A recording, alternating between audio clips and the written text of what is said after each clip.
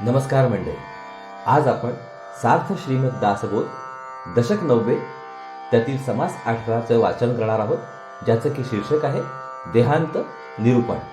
चला तर मग संकीर्तनाने सुरुवात करूया. जय जय राम कृष्ण हरी, जय जय राम कृष्ण हरी, जय जय राम कृष्ण हरी, जय जय राम कृष्ण हरी, जय जय राम कृष्ण हरी, जय जय राम कृष्ण हरी, जय जय राम कृष्ण हरी, जय जय राम कृष्ण हरी, जय जय राम कृष्ण हरी, जय जय राम कृष्ण हरी, जय जय राम कृष्ण हरी, जय जय राम कृष्ण हरी, जय जय राम कृष्ण हरी, जय जय राम कृष्ण हरी. जय योगेश्वर श्री कृष्ण की जय. जय श्री राम, जय श्री राम, जय जय रघुवीर समर्थ. चला तर मग सुरुवात करूया. सार्थ श्रीमद दासबोध दशक 9 समास 8 देहांत निरूपण. गेल्या समासामध्ये जो प्रश्न पुढे आला होता त्याचे उत्तर देणे राहून गेले. ज्ञानी पुरुषाला पुन्हा जन्म येत नाही, पण अज्ञानी माणसांना पुन्हा पुन्हा जन्म घ्यावे लागतात. केवळ देहाच्या व जाणीवेच्या दृष्टीने पाहिले तर मेलेल्या माणसाचे मागे काहीच शिल्लक उरत नाही. मग अज्ञानी माणसामध्ये असे काय असते की जे गेल्यानंतर शिल्लक उरते आणि त्याला पुन्हा जन्मास घालते? या प्रश्नाचे उत्तर श्री समर्थ आता देत आहेत. ज्ञानी पुरुषांचा असा प्रत्यक्ष अनुभव आहे की माणसाला जसा दृश्य स्थूल देह असतो, तसाच त्याला एक अदृश्य व सूक्ष्म देह असतो. सूक्ष्म देह स्थूल देहाच्या आधाराने राहतो, त्याला व्यापून असतो. सूक्ष्म देह स्थूल देहाला चिकटून असतो, तोपर्यंत माणूस जिवंत राहतो. सूक्ष्म देह स्थूल देहाच्या बाहेर पडून त्याच्याशी कायमचा संबंध सोडतो, तेव्हा मनुष्य मृत्यू पावतो. कातडी, स्नायू, रक्त, हाडे, ग्रंथी व मज्जातंतू किंवा नसा हे स्थूल देहाचे घटक असतात. प्राण, मन, बुद्धी, अहंकार व वासना हे सूक्ष्म देहाचे घटक असतात. या सगळ्या घटकांमध्ये वासना प्रधान घटक समजावा. सूक्ष्म देहाला वासनात्मक देह असे अत्यंत सार्थ दुसरे नाव आहे. वासना वायुरूप असते, ती इंद्रियांना गोचर होत नाही, पण तीच जीवाला नवे नवे जन्म घ्यायला लावते. बृहदारण्यक उपनिषदांमध्ये असा मंत्र आहे, तस्य एतस्य हृदयस्य अग्रम प्रद्योतते तेन प्रद्योतेन एषाः आत्मा चक्षुटाः वा मूर्घ्नाः वा अनेभ्याः वा शरीरदेशेभ्यः निष्कामति तम उत्क्रामन्तं प्राणाः अनुक्रामन्ति प्राणम अनुक्रामन्तं सर्वे प्राणाः अनुक्रामन्ति सविज्ञानाः भवति सविज्ञानम एव अन्वक्रामति तम विद्याकर्मणि समन्वारभेते पूर्वप्रज्ञा च. ह्याचा अर्थ, मरणासन्न माणसाच्या हृदयाचे बाहेर जाण्याचे द्वार प्रकाशित होते. त्या प्रकाशाने जीव डोळ्यातून किंवा डोक्यातून किंवा शरीराच्या इतर द्वारातून बाहेर निघतो. जीव किंवा सूक्ष्म देह शरीर सोडून जाऊ लागला असता प्राण त्याच्या मागोमाग जातो. प्राणाच्या मागोमाग सारी इंद्रिये जातात. त्या समयी सूक्ष्म देह विज्ञानमय बनतो. त्याचे सर्व संस्कार एके ठिकाणी गोळा होतात. हे सगळे संस्कार घेऊन तो शरीर सोडतो. आपले ज्ञान, कर्म, पूर्वप्रज्ञा सर्व बरोबर घेऊन तो निघून जातो. वासना जशी सात्विक, राजसिक किंवा तामसिक असेल तसा पुढील जन्म येतो. अभ्यासाने सत्वगुणाचा उत्कर्ष होऊन जीव वैराग्य संपन्न झाला की वासना क्षय पावते आणि त्यास आत्मज्ञान प्राप्त होते. वासना क्षय पावली की पुन्हा जन्म येत नाही. आत्मज्ञान न होता माणूस मेला तर त्याची वासना शिल्लक उरते, अर्थात त्याला पुन्हा जन्म घेतल्याखेरीज गत्यंतर नसते. चला तर मग आता ओवी वाचनाला सुरुवात करूया. सार्थ श्रीमद दासबोध दशक 9 समास 8 देहांत निरूपण. श्रीराम, जय जय रघुवीर समर्थ. ज्ञाता सुटला ज्ञानमते परंतु जन्म कैसा बद्धाते बद्धाचे काय जन्मते अंत काळी. श्रोत्यांच्या शंकेचा आता श्री समर्थ अनुवाद करतात. ज्ञानी पुरुष आत्मज्ञानामुळे जन्माच्या तडाख्यातून सुटतो हे अगदी खरे, पण अज्ञानी माणसाला जन्म कसा येतो? बद्ध माणूस मेल्यानंतर त्याचे काय उरते व ते त्याला पुन्हा जन्मास घालते? बद्ध प्राणी मरून गेले, तेथे काहीच नाही उरले, जाणीवेचे विस्मरण झाले मरणापूर्वी. वरवर पाहिले तर बद्ध माणूस मेल्यानंतर त्याचे काहीच शिल्लक उरत नाही. मरणाच्या अगोदर त्याची जाणीव सुद्धा संपूर्ण नाहीशी होते. ऐसी घेतली आशंका, याचे उत्तर ऐका, आता दुश्चित होऊ नका म्हणे वक्ता. श्रोत्याने अशी शंका काढली, त्या शंकेचे निरसन ऐकावे, मनाला व्यग्रता येऊ देऊ नये. माणसाचा सूक्ष्म देह वासनारूप असतो, वासना वायुरूप असते. ती दिसत नाही पण असते. स्थूल देह सुटला तरी वासना जशीच्या तशीच शिल्लक उरते. ती पुन्हा पुन्हा जन्म घ्यावयाला लावते. ती जाणीवरूप असल्याने अगदी मूळ मायेपर्यंत पोहोचते. पंच प्राणस्थळे सोडिती, प्राणरूप वासना वृत्ती, वासना मिश्रित प्राणजाती, देह सोडोनिया. पाचही प्राण शरीरातील आपली स्थाने सोडतात, त्यावेळी वासना त्यांच्या मागोमाग जाते. कारण वासना प्राणरूप आहे. मृत्यूच्या वेळी वासना कालवलेला प्राण देह सोडून जातो. वायो सरिसी वासना गेली, ते वायो रूपेंची राहिली, पुन्हा जन्म घेऊन आली, हेतू परत्वे. प्राण वायुरूप असतो. वायू बरोबर वासना देह सोडते. ती वायुरूपच शिल्लक राहते आणि मरताना जसा हेतू असेल त्याप्रमाणे ती पुन्हा जन्म घेऊन येते. कित्येक प्राणी निशेष मरती, पुन्हा मागुते जीव येती, ढकलून दिले तेणे दुखवती, हस्तपादादिक. काही वेळा एखादा माणूस संपूर्ण मरतो, त्याचा देह प्रेत होतो, पण पुन्हा त्याचा जीव देहात परत येतो. प्रेत म्हणून त्याला ढकलून दिले तर त्याच्या हातापायांना व इतर अवयवांना मार लागतो. सर्पदृष्टी जालियावरी, ती दिवसा उठवी धन्वंतरी, तेव्हा ते माघारी वासना येते की. एखाद्याला सर्पाच्या नजरेचे विष बाधते, त्यामुळे तो मरतो. 3 दिवसानंतर मोठा मांत्रिक त्याचे विष उतरवून त्याला उठवतो. मरताना देहामधून बाहेर पडलेली वासना पुन्हा परत देहामध्ये येते, म्हणूनच तो जिवंत होऊन उठतो. कित्येक सेवे होऊन पडती, कित्येक तयास उठविती, येमलोकी हुनी आणती, माघारे प्राणी. काही माणसे प्राण निघून गेल्याने प्रेत होऊन पडतात. त्यांना काही लोक जिवंत करतात, म्हणजे यमलोकाहून त्यांना परत घेऊन येतात. कित्येक पूर्वी श्रापिले, ते देह ते शापे देह पावले, उश्राप काळी पुन्हा आले पूर्व देही. आपण ऐकतो की पूर्वी काही लोकांना शाप दिले, शापामुळे त्यांना नवीन देह घ्यावे लागले, पण उश्रापाच्या योगाने योग्य काळी ते पुन्हा पहिल्या देहात परत आले. कित्येकी बहुजन्म घेतले, कित्येक परकाया प्रवेशले, ऐसे आले आणि गेले बहुत लोक. काही लोकांनी पुष्कळ जन्म घेतले, काही लोकांनी परकाया प्रवेश केला. अशा रीतीने कितीतरी लोक जन्मास आले आणि मृत्यू पावले. फुंकिल्या सरिसा वायू गेला, तेथे वायो सूत निर्माण झाला, म्हणून वायो रूप वासनेला जन्म आहे. मूळ वायू स्तब्ध असतो, फुंकले की त्यास गती मिळते, तो हालचाल करतो. वायू हालचाल करू लागला की प्राण निर्माण होतो. प्राण वासनारूप असतो आणि वासना जन्म घ्यायला लावते. मनाच्या वृत्ती नाना, त्यात जन्म घेते वासना, वासना पाहता दिसेना परंतु आहे. मूळ वासना अतिसूक्ष्म असते, पाहायला गेले तर ती आढळत नाही, परंतु ती असते यात शंका नाही. आपल्या मनामध्ये ज्या अनेक वृत्ती निर्माण होतात त्यांचे मूळ वासनेत असते. वासनेतून वृत्ती निर्माण होतात आणि वृत्तींमधून वासना पोचली जाते. वासना जाणीजे जाणीव हेत, जाणीव मुळींचा मूळ तंत, मूळ मायेत असे मिश्रित कारण रूपे. प्राण, वासना, मन आणि वृत्ती एकाच सूक्ष्म देहाचे जणू काय अवयव आहेत. वासना प्राणरूप आहे तर मन प्राणमय आहे. वासना जाणीव प्रधान आहे तर वृत्ती जाणीव रूप आहे. म्हणून वृत्ती निरोध केला की मन वश होते व प्राणायाम केला तर वृत्ती निरोध होतो.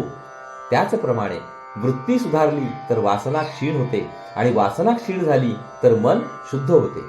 मन शुद्ध झाले की जाणीव स्वच्छ होते आणि जाणीव निर्मळ झाली की ती मूळ मायेमध्ये विलीन होते. देहबुद्धीमध्ये वावरणारी जाणीव हेतुसहित असते. अमुक हवे व अमुक नको असे वाटणे हे त्या जाणीवेचे स्वरूप असते. हे स्वरूप म्हणजेच वासना होय. पिंडामध्ये असणाऱ्या जाणीवेचा संबंध अगदी मूळ मायेपर्यंत पोहोचतो. जाणीवेचा तंतू मूळ मायेमध्ये 5 भूते आणि 3 गुण यांच्याबरोबर मिसळलेला असतो.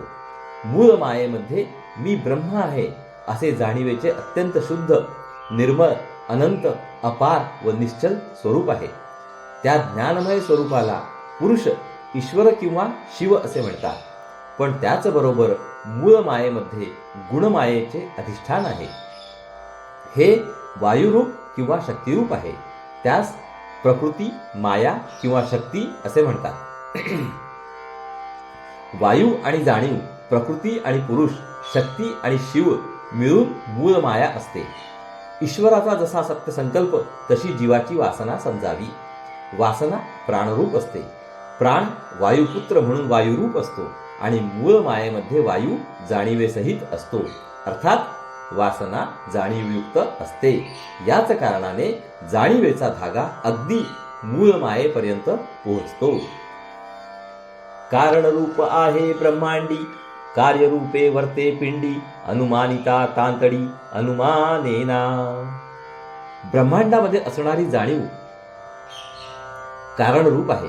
पिंडामध्ये ती कार्यरूपाने वावरते. तिचे स्वरूप आकलन होण्यास वेळ लागतो. ते एकदम आकलन होत नाही. ईश्वराने विश्व निर्माण करण्याचा जो संकल्प केला तो बीजरूप असल्याने साऱ्या दृश्य घटनांचे मूळ कारण आहे. त्या संकल्पामध्ये जे जे गुप्त व सुप्त आहे ते सगळे दृश्य रूप घेऊन जगात प्रगट होते. म्हणून दृश्य घटना या कार्यरूप आहेत. त्या कारणरूप जाणीवेचे अथवा संकल्पाचे आकलन होण्यास आपली बुद्धी अत्यंत सूक्ष्म व्हावी लागते.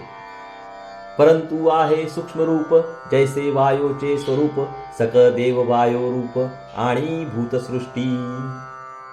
परंतु वासना आहे आणि वायूसारखी सूक्ष्म आहे. सगळे देव देखील वायुरूप आहेत. पंचभूतात्मक सृष्टीचाच ते भाग आहेत. वायो मध्ये विकार नाना, वायो तरी पाहता दिसेना, तैसी जाणीव वासना अति सूक्ष्म. वायूमध्ये कितीतरी प्रकार होतात, असे असून तो दिसत नाही. त्याचप्रमाणे जाणीवरूपी वासना अतिसूक्ष्म आहे. तिच्यामध्ये नाना प्रकारचे बदल होतात, तरी पण ती दिसत नाही. त्रिगुण आणि पंचभूते हे वायोमध्ये मिश्रिते, अनुमानेना म्हणून त्या ते मिथ्या म्हणू नये. 3 गुण आणि 5 भूते अशी ही 8 तत्वे वायूमध्ये मिसळलेली आहेत. त्यांची कल्पना येत नाही म्हणून ते तसे नाही असे मानू नये. सहज वायो चाले, तरी सुगंध दुर्गंध करो आले, उष्ण शीतल तप्त निवाले प्रत्यक्ष प्राणी. वारा सहज वाहिला तर त्यामुळे सुगंध व दुर्गंध कळून येतो. गरम पदार्थ थंड होतात आणि उष्णतेने तापलेले प्राणी निवतात, थंड होतात असा प्रत्यक्ष अनुभव येतो. वायोचेनी मेघ वळती, वायोचेनी नक्षत्रे चालती, सकळ सृष्टीची वर्तती गती, सकळ तो वायो. वायूने ढग हालचाल करतात व वर्षाव करतात. वायूने नक्षत्रे फिरतात. विश्वामध्ये सगळीकडे वायूमुळे गती मिळते. अशा रीतीने विश्वामध्ये वायू सगळे कार्य करतो. वायो रूपे देवते भूते, आंगी भरती अकस्माते, विध केली या प्रेते सावध होती. भूते व दैवते किंवा हलक्या देवता वायुरूप असतात.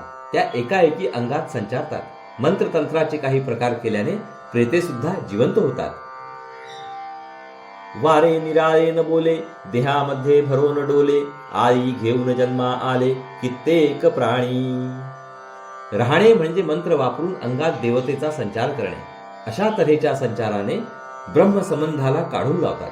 जमिनीत पुरून ठेवलेले धन सापडून देतात आणि अनेक प्रकारच्या संकटात अडकलेल्या लोकांना त्यातून पार पाडतात.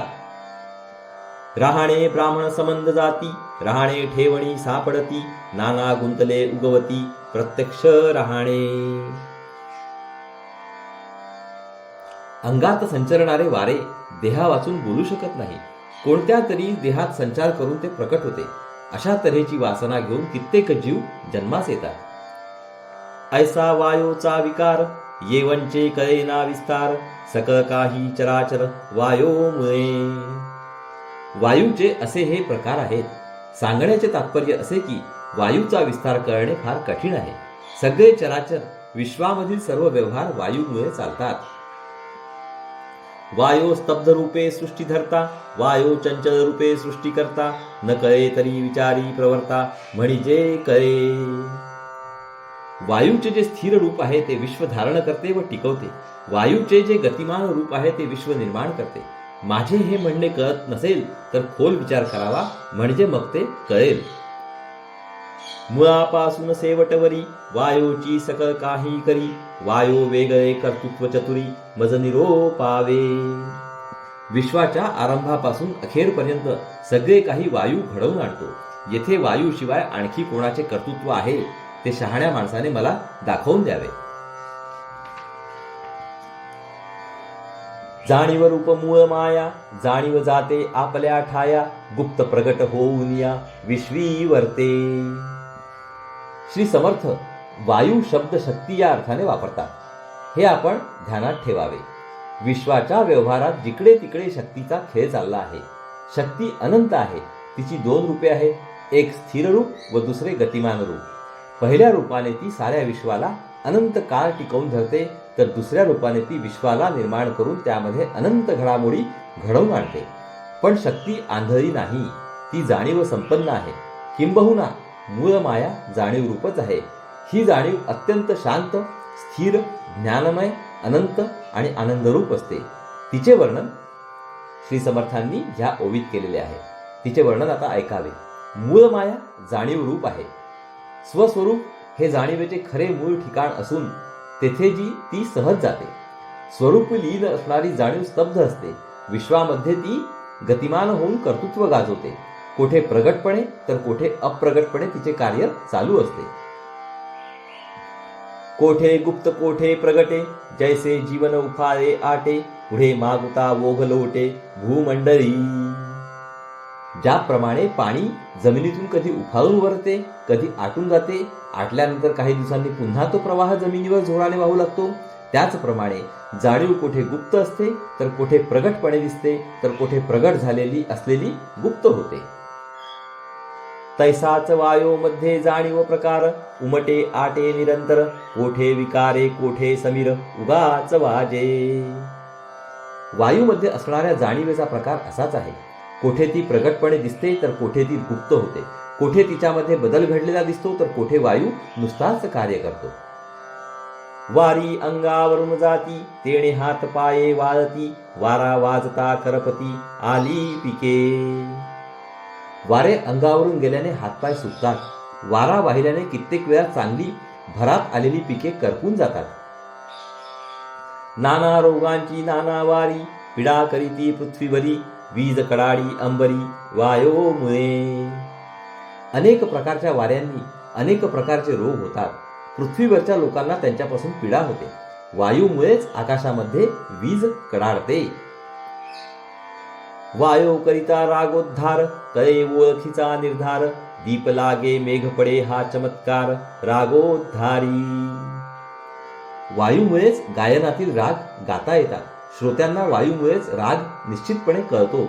दीपरागाने दिवे लागणे आणि मेघमल्हार रागाने पाऊस पडणे हे रागांचे चमत्कार वायूंमुळेच घडतात. वायो फुंकिता भुली पडती, वायो फुंकिता खांडके करपती, वायो करिता चालती नाना मंत्र. वायू फुंकल्याने माणसांना भुरळ पडते. वायू फुंकल्याने अंगावरील गळवे कोरडी पडतात. वायूमुळेच अनेक प्रकारचे मंत्र परिणाम करतात.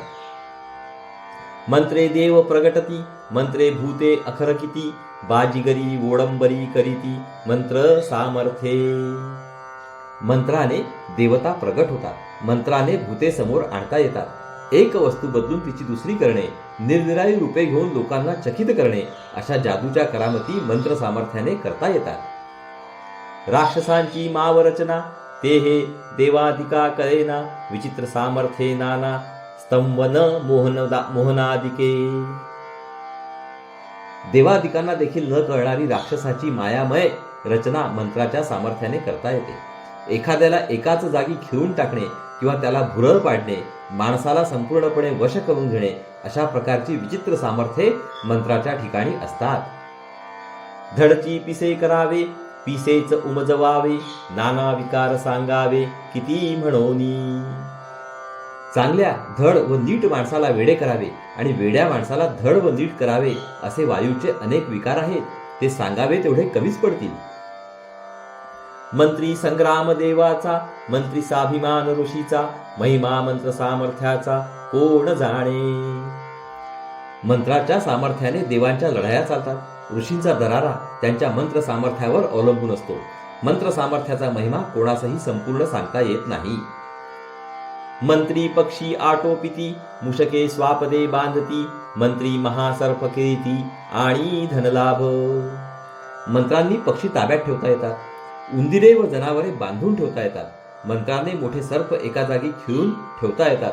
मंत्राने धनलाभ करून घेता येतो. आता असो हा प्रश्न झाला, बद्धाचा जन्म प्रत्यया आला, मागील प्रश्न फिटला श्रोतयाचा. आता हा विषय पुरे. श्रोत्याच्या प्रश्नाला उत्तर दिले. बद्धाला जन्म कसा येतो या श्रोत्यांच्या प्रश्नाला उत्तर मिळाले. इति श्रीदासबोधे गुरुशिष्य संवादे देहांत निरूपण नाम समास 8वा. तर श्रोते हो, अशा रीतीने या ठिकाणी आपले दशक 9व्या मधील समास 8व्याचं वाचन पूर्ण झालेलं आहे. हरिओम तत्सत, हरिओम तत्सत, हरिओम तत्सत.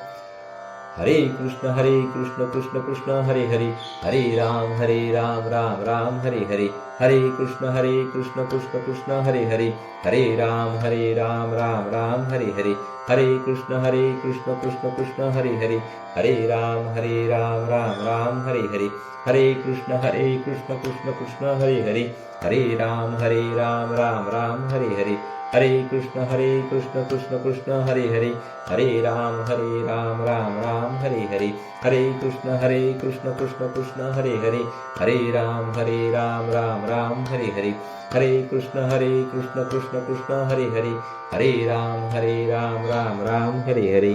जय योगेश्वर श्री कृष्ण की जय. जय श्रीराम, जय श्रीराम, जय श्रीराम. जय जय रघुवीर समर्थ.